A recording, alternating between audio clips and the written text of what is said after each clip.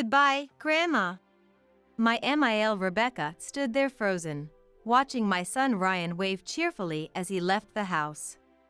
Take care, Rebecca. I said my final goodbyes to her. Rebecca didn't understand the true meaning behind my words, so she contacted me again later. I'm Ashley. I'm a 37-year-old housewife who works at an architectural firm. Smile, smile. My smile brings happiness to my family. I say this magic phrase while practicing my smile in front of the mirror. This morning routine was taught to me by my grandma. Ashley, you're neither unfortunate nor pitiable. So don't cry. Come on, give me a smile. These words of encouragement from my grandma, given to me when I came home crying from school after being teased about not having parents, have supported me throughout my life. My grandma, always cheerful and bright, was like the sun to me. She passed away 2 years ago. She followed Grandpa to heaven soon after he died. The sadness of losing them both still hasn't healed. However, I have a loving husband and wonderful children. My husband Jeffrey is 2 years older than me and works as an architect at a construction company. My daughter Melissa is 10 years old. She's going through her preteen and rebellious phase, but is responsible and takes good care of her younger brother. My son Ryan just turned 3. He's always following her sister Melissa around, never leaving her side. Having a normal, happy family was my dream since I was a child. That had been my dream since childhood. And with that dream realized, I believed that my family of 4 could live a happy life together forever. But our happy times didn't last long. My Fael, Nicholas, who had been battling stomach cancer, passed away. Even though he had been fighting the illness for 3 years, losing such a supportive presence was a great sorrow for our family. But we couldn't afford to stay sad forever. Rebecca, who was now alone in the house, suggested that we move in with her. This reminded me of when Jeffrey and I were dating and visited his parents' house to announce our engagement. The moment I sat on the living room sofa, Rebecca started questioning me rapidly, as if she were an interviewer at a job interview. Ashley, do you also have the same first-class architect certification as Jeffrey? Yes, I do. Really? That's impressive for a woman. No, it's nothing special. By the way, what do your parents do? What does your dad do for a living? My parents divorced when I was 2, and I was adopted by my dad's parents after that. The moment I said this, Rebecca's expression turned stern. So, where are your parents now? I haven't seen my mom in a long time, so I don't know where she is. My dad remarried and lives with his new family now. If you haven't seen your mom in so long, does that mean she was the cause of the divorce? Did she have another lover or something? Otherwise, she wouldn't abandon her child, right? Huh? I was at a loss for words. Because everything Rebecca said was true. Hey, it's rude to pry into someone's family matters, Nicholas scolded her. Mom, stop. Besides, Grandpa and Grandma, who raised Ashley, were wonderful people, Jeffrey added. Whether Rebecca didn't hear them or pretended not to, she continued. Well, they say the apple doesn't fall far from the tree.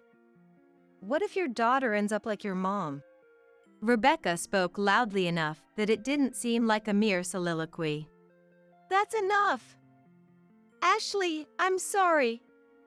She means no harm, but she can be sharp-tongued. It's okay, really. After that exchange, Nicholas and Jeffrey persuaded her to reluctantly accept our marriage. However, Rebecca, who refused to acknowledge me as Jeffrey's wife, said, I have no intention of living with a stranger like you, and rejected our proposal for cohabitation. When we discussed building a new home, do whatever you want, she only said. Yet, when Jeffrey's younger brother Joshua got engaged, Stephanie's parents come from a good family and they're still together. She's truly a fitting wife for Joshua, Rebecca said. Despite this, after Nicholas passed away, Rebecca suddenly said, Ashley, you're Jeffrey's wife, so it's only natural for you to take care of me. Mom, that's too selfish. Jeffrey, usually gentle and never one to raise his voice, spoke up for me. That was then, and this is now. I never expected Nicholas to pass away so soon. Rebecca responded nonchalantly. It's not like I'm asking you to live with me forever. Just until Joshua and Stephanie return from the US for a few years. You can't complain about that, can you? Right, Ashley? Caught off guard, I couldn't bring myself to voice any objections.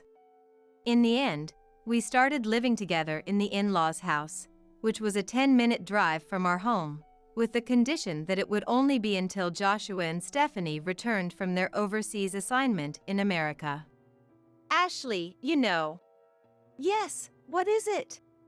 This soup is a bit bland, Rebecca said as she sprinkled salt on it as usual. Mom, salt again? It's not bland at all. No, it's true. Everything Ashley cooks is so bland, it doesn't feel satisfying. But, Mom, the doctor told you to cut back on salt because of your high blood pressure. Jeffrey argued, but Rebecca, never one to listen, responded smugly. I'd be happy to eat what I like and go to the next world. Ashley, you know. It started again. Rebecca's nagging always began with this phrase. The best way to handle it was to just let it go in one ear and out the other.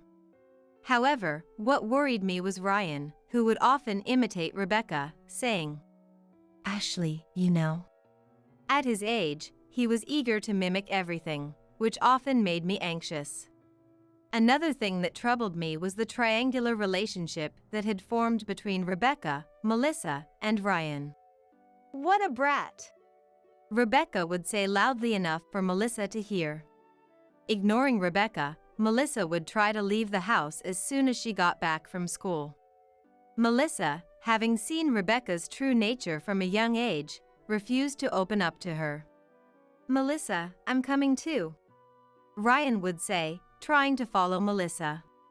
Ryan, don't you want to eat some snacks with Grandma? I bought all your favorite treats. Then she would call out, unable to resist the lure of snacks. Really? Then I'll have some snacks. Ryan would smile and say, Ryan, it's almost dinner time, so just a little bit, okay? Got it.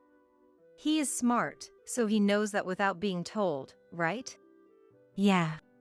Seeing this every day, the only person I could vent to was Jeffrey. No matter how busy he was with work, he always took the time to listen to my troubles. Thanks to my kind-hearted Jeffrey, by the next morning, I was able to stand in front of the mirror with my usual smile, having forgotten my worries. However, about a year after we started living with Rebecca, an unexpected tragedy struck. One day, I received a call from Jeffrey's company saying he had collapsed at work. I rushed to the hospital, but it was too late. When I brought Jeffrey home from the hospital, Melissa just cried silently, and Ryan kept shaking Jeffrey's body, saying, Dad, wake up. Why are you sleeping? How was I supposed to raise these kids alone from now on?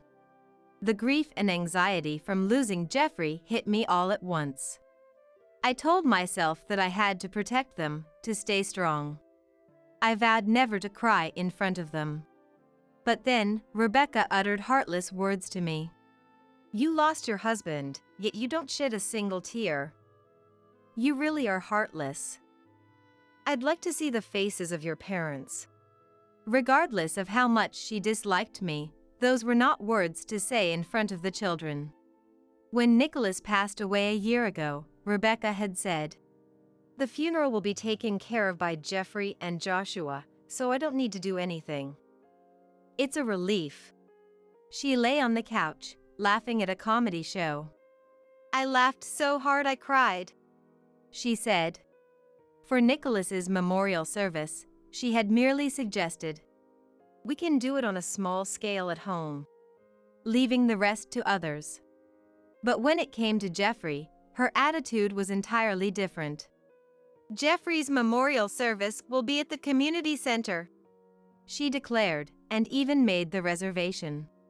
On the day of the memorial, everything went smoothly, thanks to the staff at the venue.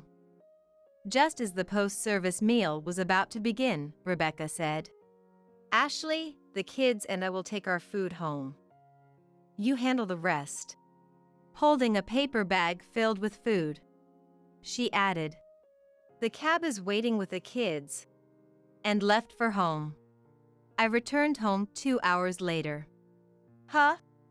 I noticed familiar cardboard boxes piled up. These were the boxes Rebecca had asked me to buy a few days earlier. They were placed in a corner of the garage, where Rebecca usually disposed of trash. When I opened the boxes, I found familiar clothes and shoes, all my belongings. "These are things we don't need anymore, so take everything if you want," Rebecca had said. "What?" As I turned around, she was standing over me, looking down.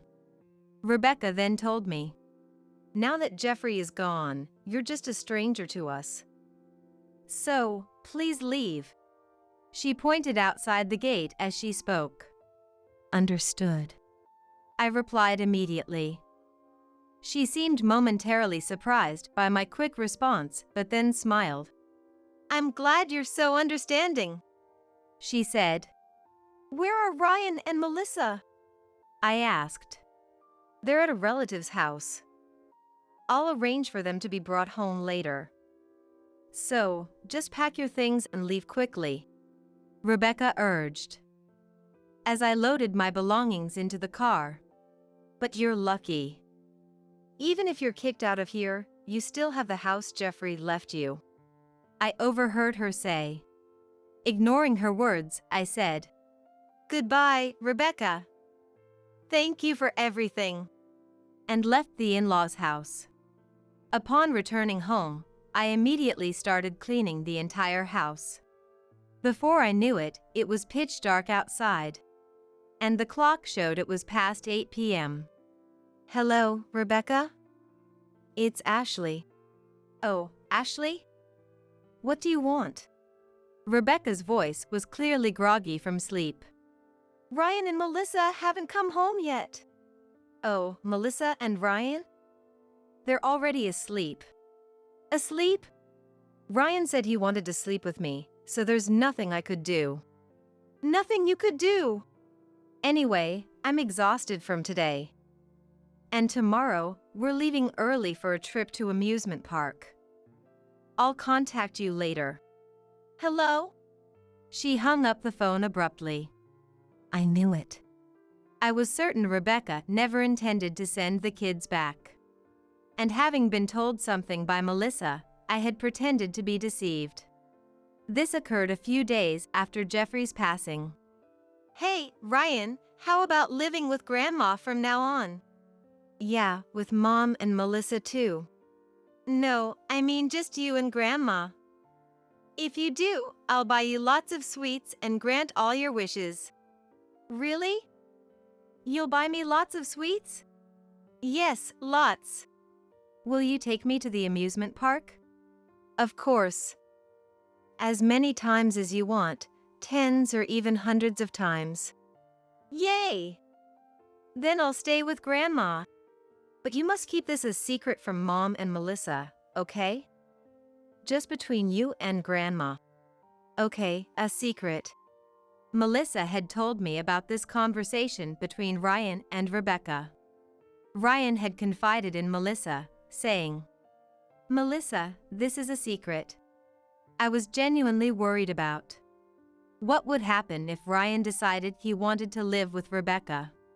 However, Melissa reassured me. "Mom, leave Ryan to me. I have a special trick." I decided to trust Melissa's words. It was 5 days later when Rebecca contacted me to come and pick up the children. When I arrived at the in-laws' house, Melissa was already waiting with their bags at the front door. As I finished loading the luggage into the car, Melissa and I entered the house. "Mom!" Ryan came running from the back of the house, holding a souvenir bag. "Here, this is a souvenir."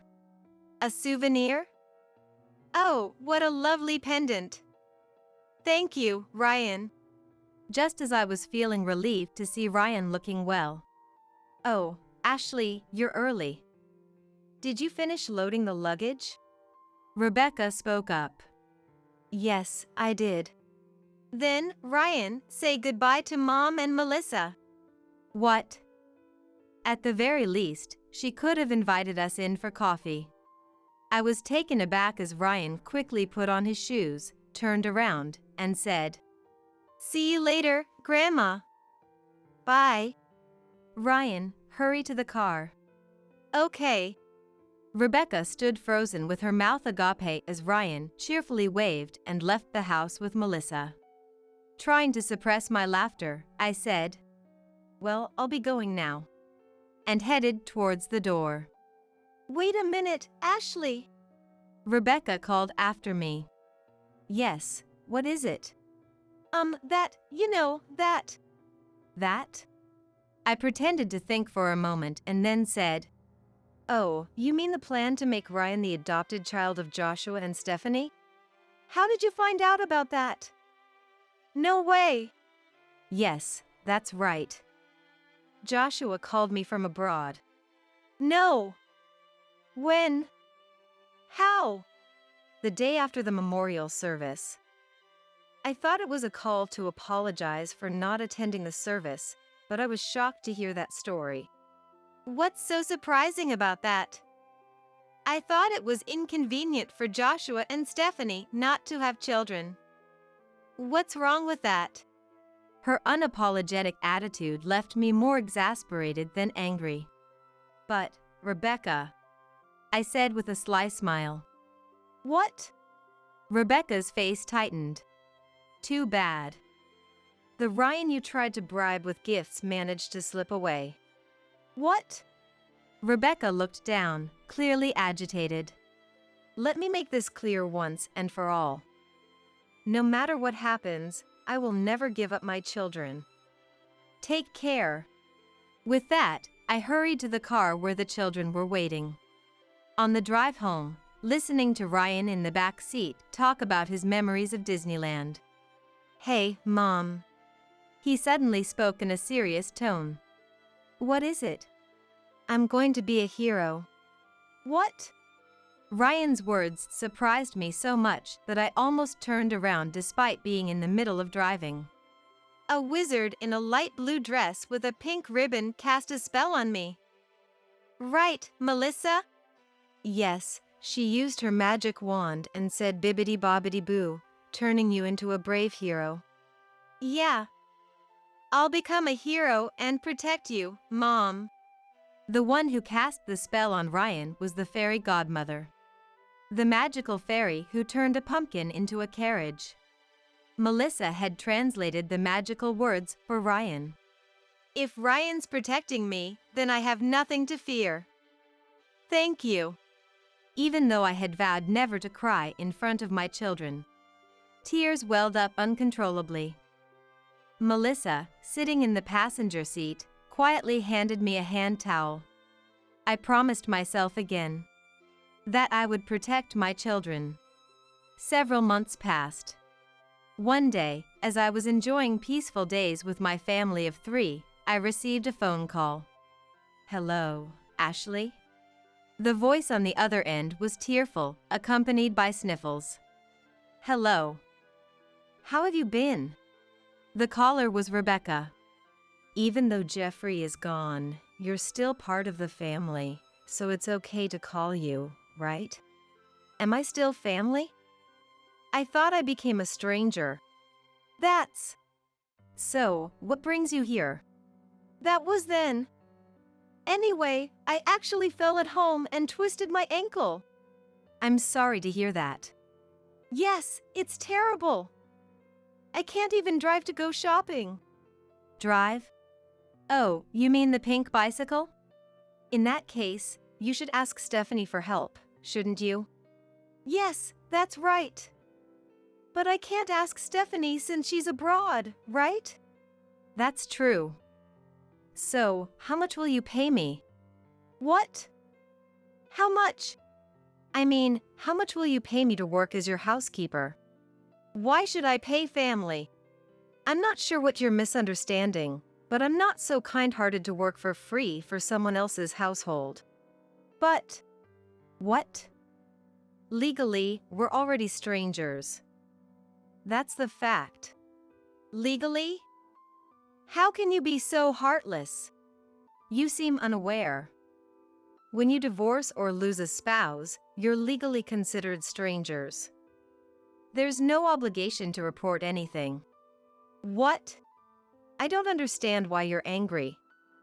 You should be thanking me instead. You. Well, I have a customer waiting, so I'll end the call here. I hung up the phone and immediately blocked her number. Ashley, you did it. The guest is Stephanie. She's currently back in the country alone for a short visit. Maybe I went a bit too far? Not at all. It was quite satisfying. By now, I'm sure Rebecca is on the phone with Joshua, utterly devastated. Yes, although I do wish I could see her face up close. Absolutely. It was Joshua who advised me that legally, Rebecca is just another person to me. I can only imagine how Rebecca must feel having that truth hurled at her by her own son. Stephanie is here today to discuss the new house she and Joshua are planning to build once they return. After I was kicked out of my in-laws' house, I left my job at the architectural firm I had been working at and started planning to open my own design office. When I told Joshua and Stephanie about it, they said they wanted me to design their house. It feels so strange. We became close only after Jeffrey passed away. Until then, I had only exchanged greetings with Joshua and Stephanie a few times a year at my in-laws' house, without any meaningful conversation. Our relationship grew closer, ironically, after Jeffrey's death. It was because of the adoption plan Rebecca had concocted. I also learned at that time that Stephanie had a uterine condition and had to give up on having children.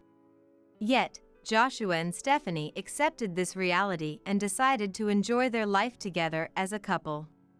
Some ties are cut, while others are formed. I believe it's Jeffrey who brought us together even after his passing. Mom, I'm home. It's Stephanie. Melissa, Ryan, long time no see. How have you been? We're good. By the way, Ashley, I've been meaning to ask, where did you get that cute pendant? Isn't it adorable? It's a magical pendant Jeffrey got for me as a souvenir. But I was the one who picked it out. A magical pendant? I'm so jealous. Well then, why don't we all go to there together next time? Thank you. That sounds wonderful. Let's do that. The children chatted happily with Stephanie. Watching the three of them, I couldn't help but smile. Around my neck, the glass slipper pendant sparkled. The doorbell rang.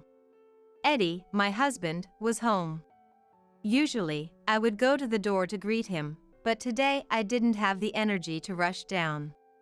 The doorbell rang again, louder and more impatient this time, than the sound of the door unlocking and opening. Hey! At least come and greet me properly. I could hear his voice shouting from downstairs.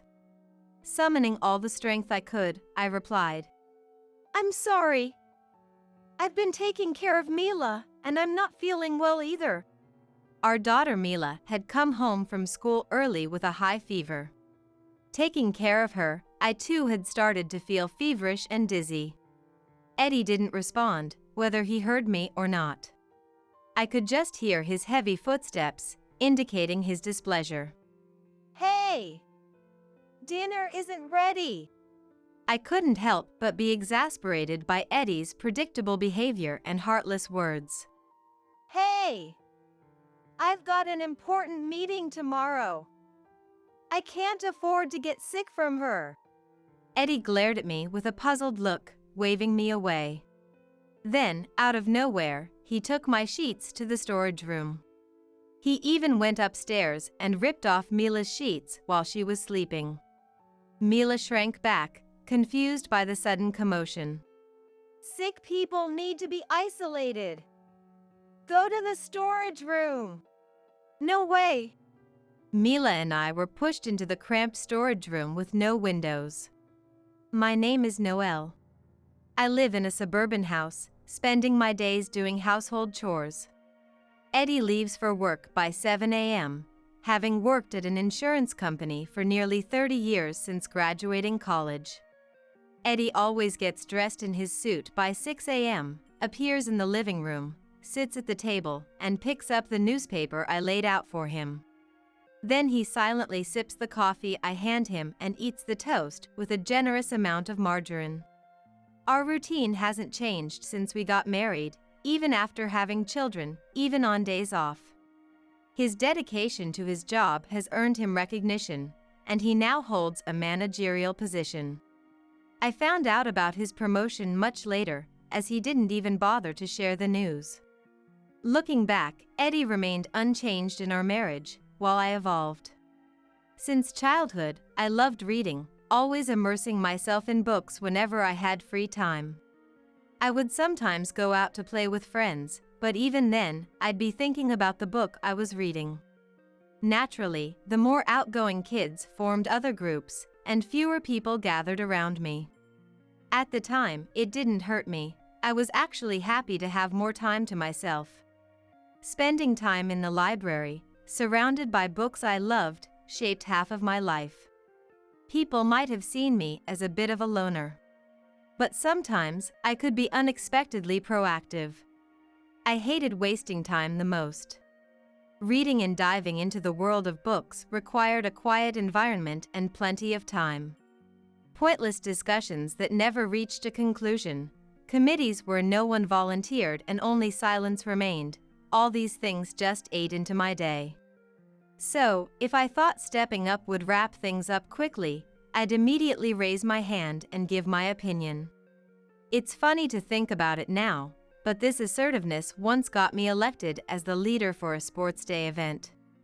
At that time, I thought finishing the event quickly would ensure I had time to read, so I had a long-term plan in mind. Eddie and I met at a university club. That's where I met Eddie. Eddie always prioritized efficiency and acted accordingly, even as a student. It wasn't fate or a passionate love confession that brought us together. Other members of the club often enjoyed their university life adventures, so the clubroom was usually empty. Most of the time, it was just him and me in the clubroom. Even in the same space, there was no pressure, and we naturally started talking about literature. This is what it means to have good chemistry, I guess. Thinking back, maybe I was enjoying my own adventure too. After Eddie graduated and started working, it was the first time I felt the clubroom was lonely. Oh, this is what love feels like. Apparently, he felt the same sense of loss, and a few years later, he proposed to me. That is the reason for our current situation. Eddie's income was sufficient, so our family never faced financial difficulties. Therefore, I didn't have to work and could focus on household chores.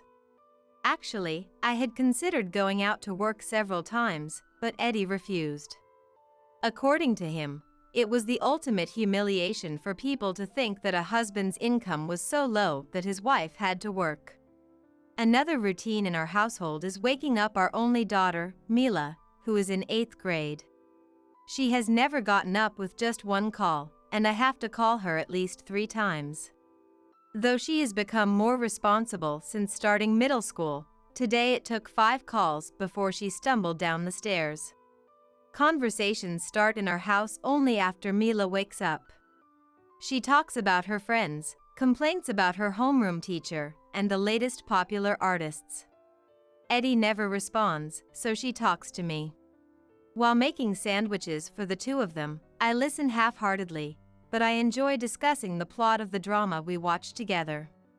In a household with little conversation, Mila is the one who brightens things up like a flower. Though I don't say it out loud, I am grateful that Mila's presence balances our family. Unlike us two bookworms, Mila has loved physical activities since she was little. Mila, who is extremely competitive, cried loudly when she didn't come in first at the elementary school sports day, delaying the next program. Although she has become more manageable with age, she has always been a child who constantly moves around, running around the playground during breaks. In the upper grades of elementary school, she became interested in tennis and wanted to join a tennis class. After entering middle school, she quit the tennis class but continued playing tennis in her school club activities. Besides physical activities, she can't stand having no plans on her days off and always finds reasons to go out. The topics of her conversations about friends change so frequently that it's hard to keep track. She easily makes friends with anyone, whether it's a child who often comes over, a club activity friend, or a classmate sitting next to her. When it comes to club activities, I have to know not only Mila's friends but also their parents to express my thanks properly. When Mila first entered middle school, I desperately made a notebook to keep track of her friends' relationships. I was worried that the pandemic might change Mila's social interactions. Club activities lost their competitions and games, and group outings were restricted. I thought she might feel lonely, but with modern SNS, not much has changed. I really want to take the family on trips, but the current infection control measures make it difficult. I feel guilty as a parent, but Mila doesn't seem to mind and shows no concern. Though Mila arrives at the table with a messy bedhead in the morning, she starts chatting non-stop once she sits down. The toast in her hand hardly gets any smaller. Keep an eye on the time. Okay. After spending some time zoning out, Mila slowly starts moving like in slow motion. This is the usual morning routine in our household. Eddie finishes his breakfast, folds the newspaper, and places it on the table. He stands up, heads to the sink to shave and brush his teeth. The chair Eddie stood from is always turned towards the hallway at the same angle. So meticulous, I think. However, he never clears his coffee cup or plate. In the early days of our marriage, I tried to address this, but Eddie always responded, "That's a housewife's job." After 23 years of marriage, I once consulted with my mother-in-law. Was he always this laid back? Carefully, I asked her about his henpecked husband nature. Seeing through my intention, she smiled wryly and sighed. My husband was the epitome of a henpecked husband. Eddie wasn't particularly attached to him, but it's amazing how much he takes after him. My husband was the epitome of a henpecked husband. Eddie wasn't particularly attached to him, but it's amazing how much he takes after him. His attitude has remained unchanged even after Mila was born. As far as I remember, Eddie has never taken Mila out for fun. Although we've been on a few family trips, Eddie always looks expressionless in the photos. Neither Eddie nor I have any notable hobbies. Originally similar, our interest in books waned as we couldn't find quiet reading time. My attachment to unread books gradually faded, and I even got rid of some of the books I had accumulated since my student days. Hey, about these books on the shelf, should we get rid of them? They're quite damaged, and some covers have faded so much you can't tell what they are. We probably won't read them again in the future. Shut up! Work is more important than reading. You should understand by now that you can't always spend time on things you like. Get rid of them if you want. As the years go by, various passions cool. Some things change, some things don't, but it's strange that only the unpleasant things seem to stay the same for a long time. Hey, lunch is late. Do you know what time it is? Oh, I'm sorry. I hurriedly prepared and handed Eddie a sandwich. Geez, he gets irritated if he's even a minute late leaving the house. Eddie hurried out the door. At some point, we stopped saying I'm off and have a good day. But now, that feels normal. I no longer got worked up over it. Sometimes I would remember how Eddie used to laugh a lot in the beginning, but love and romance are different things. I wasn't looking for a romantic game anymore. I didn't need him to hold me tenderly. Is this what they call the state of resignation?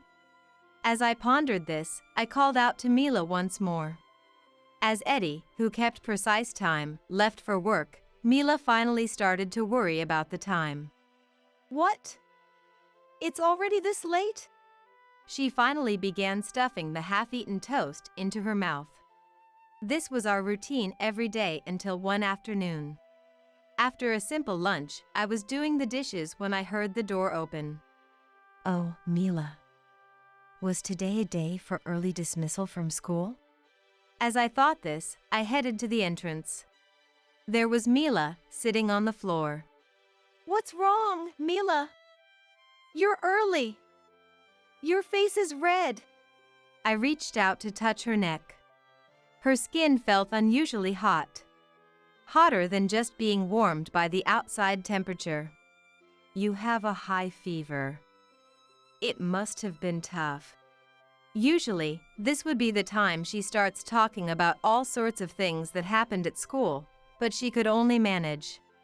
I was fine in the morning, but around second period, I started feeling bad and went to the nurse's office. I thought I could make it home, but I got nauseous on the bus. I was fine in the morning, but around second period, I started feeling bad and went to the nurse's office. I thought I could make it home, but I got nauseous on the bus.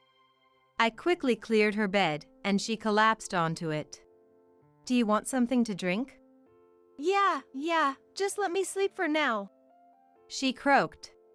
With the flu going around, I was worried and managed to get her changed. As soon as the evening clinic opened, I called and made an appointment. Perhaps because she had slept a bit, she was more mobile than when she first got home. Still, I had to support her as we hurried to the clinic. The waiting room was packed, but because of Mila's high fever, we waited in an isolated area. Waiting with Mila resting her head on my shoulder, struggling to breathe, felt like an eternity, though it was actually only about 30 minutes. I wanted to let her lie down, but there was no space in the cramped waiting area. Finally, we were called into the examination room. Seeing that neither the doctor nor the nurse wore protective gear, I felt a little relieved. The diagnosis was a common cold, and no isolation was needed. I was relieved, but Mila was still unwell. After taking Mila home and sending her to her room, I rushed to the drugstore. I grabbed sports drinks for hydration, cooling pads, and debated whether she could eat jelly and soup before tossing them into the cart. I hurried back home and checked on her, who was resting peacefully. Feeling reassured, I went down to the living room, sank into the sofa, and took a deep breath. Maybe from all the running around, I felt more exhausted than usual. The sofa felt incredibly comfortable. Every muscle in my body seemed to relax completely, and a deep sigh escaped my lips. There was still time before Eddie got home. I still had time to prepare dinner. Just a little rest, I thought, as I lay down on the sofa. At some point, I dozed off, and when I opened my eyes again, the clock showed it was already evening. Oh my! I tried to get up, but my whole body felt heavy and my head pounded with each heartbeat. I quickly remembered the day's schedule. I might have caught her cold. Tentatively, I took my temperature. The thermometer read over 102.2 degrees Fahrenheit. Dazed, I pondered what to do next. I didn't have the strength or time to go back to the clinic. The biggest challenge was Eddie. He believed it was my duty to handle the household chores. If he came home to find nothing prepared, he would surely explode in anger. Just thinking about standing up and walking to the kitchen felt overwhelming. I quickly composed a text to Eddie, explaining that I wasn't feeling well. I told him that I couldn't prepare dinner and asked if he could buy something for dinner. My head was pounding, but I tried to write in a way that wouldn't upset Eddie. I sent the text and waited anxiously for his response, but there was none. After a while, the message was marked as read, but no reply came. I realized how much I was being swayed by Eddie's reactions. That's right, I need to focus on getting something for Mila to eat. Despite feeling dizzy, I made my way to the kitchen. Through the pain and nausea, I managed to make some soup for Mila and placed it by her bedside. Mila was sleeping soundly, but her face was still red. Small beads of sweat dotted her forehead. I gently wiped her sweat with a towel. Her warmth still radiated through the damp cloth. She still had a high fever. Soon after, the doorbell rang. Eddie was home. Usually, I would go to the door to greet him, but today I didn't have the energy to rush down. After a few more impatient rings of the doorbell, the door unlocked and opened. "Hey, at least come and greet me properly." I could hear Eddie's voice shouting from the entrance. Summoning all my strength, I replied, "I'm sorry, I've been taking care of Mila, and I'm not feeling well myself." He didn't respond. But I could hear his heavy, irritated footsteps, so he must have heard. Immediately, his angry voice echoed. "Hey! Dinner isn't ready!" I couldn't help but be exasperated by Eddie's predictable behavior and heartless words. I slowly made my way down the stairs and finally reached the living room. "Welcome back. I sent you a text earlier, did you see it? Mila has a high fever, and I think I've caught it too." "You managed to make dinner for Mila, so you can make mine too," Eddie shouted, cutting off my words. "I barely managed to make Mila's dinner." "You're an adult, you should be able to understand the text," I retorted. Eddie seemed slightly taken aback, but quickly remembered something. "Hey, I have an important meeting tomorrow. I can't afford to get sick." He glared at me with a harsh look and gestured for me to move away. "Sick people should be isolated. Go to the storage room." Without thinking, he grabbed my sheets and took them to the storage room. He even went upstairs and ripped the sheets off Mila's bed while she was sleeping. Startled, Mila curled up, not understanding what was happening. "What are you doing? Mila has a fever." Backing away as if I were a monster, Eddie snarled. "I don't care. My promotion depends on this meeting." He threw Mila's sheets into the storage room. There's no point in talking to him anymore, I thought, utterly exhausted. I wrapped Mila's remaining blanket around her shivering shoulders. Without looking at me as I silently prepared water and medicine, Eddie put on a mask and yelled, "Get in there quickly!" Eddie pushed us halfway into the storage room and started disinfecting the common areas with alcohol. This felt like we were being treated like monsters. "Use the upstairs bathroom. Don't come down to the first floor," he ordered, his words piercing through the door along with the sound of the alcohol spray. He seemed to have plenty of time to disinfect, despite his important meeting tomorrow. Mila and I ended up spending the night in the storage room. It started to rain outside. I could hear the gentle sound of rain, the irregular drips falling from the eaves. Although we were sheltered from the rain and wind inside the house, the storage room had no air conditioning and only a small skylight. The room, filled with seasonal appliances and clothes we rarely used, only had enough space for one person to lie down. Even though it was early summer, the heat lingered after sunset. The poor ventilation made it impossible to rest with the humidity from the rain and our fevers. Whether it was the heat or our fevers, the room felt stuffy. The skylight couldn't be opened. Mila's fever seemed to have subsided, but I could hear her faint sobs, likely from Eddie's harsh treatment. She tried to muffle her cries so I wouldn't worry, but her effort only tightened the knot in my heart. I couldn't tell if my fever or my thoughts were causing my head to steam. Since Mila was born, my priorities had shifted from reading to her. Whenever Mila suddenly wanted to go out or asked me to practice tennis with her, I could easily close my book. I didn't mind sending her to tennis lessons. Making her happy became my greatest joy. Mila, who is the most important thing in my life. The time spent thinking, worrying, and enjoying life with Mila. Her sleeping face, even as a middle schooler, was still adorable. My precious daughter. Thinking about it, there have been countless times I've been exasperated with Eddie, but this was unprecedented. My rising anger had apparently reached its limit. I started to plan my actions for the coming days. My long-dormant assertiveness began to reignite. How much time had passed? I must have fallen asleep. Morning came, and the rain had stopped. I touched her neck and felt the coolness.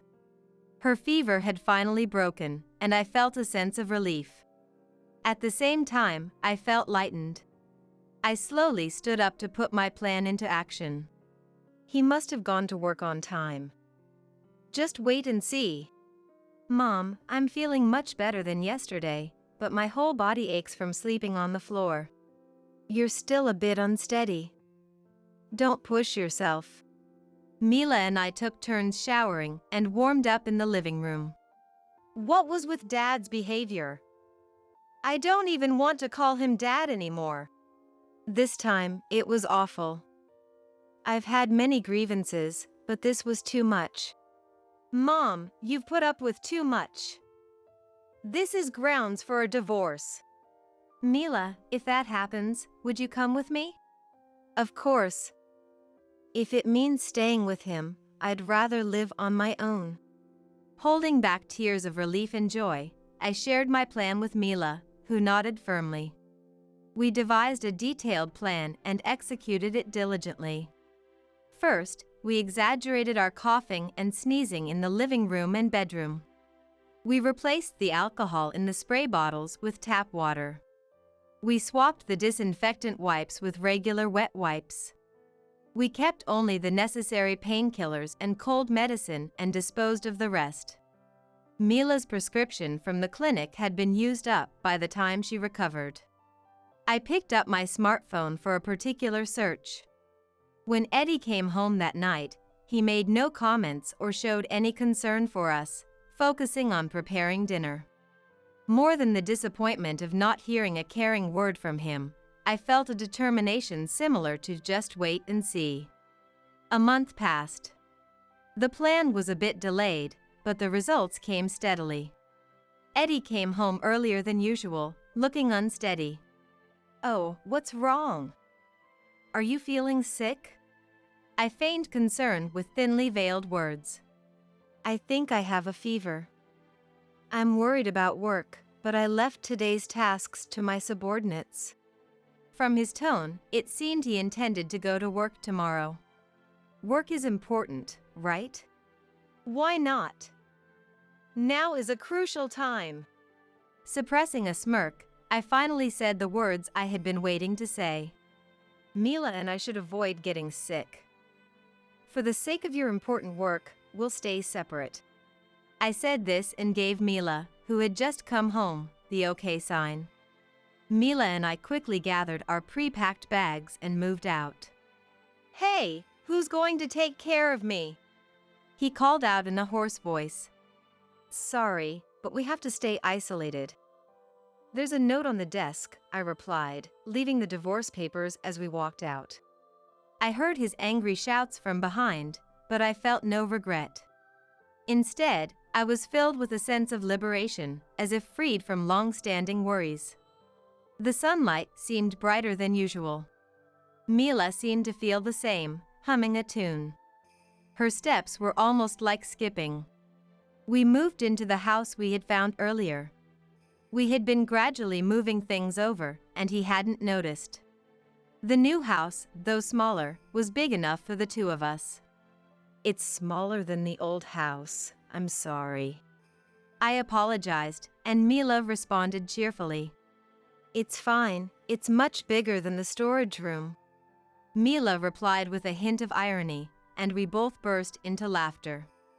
For her, the biggest benefit was that there was a shopping district between her school and home, so she could hang out with friends and still get home on time. Her surprising efficiency must be the only positive trait she inherited from Eddie.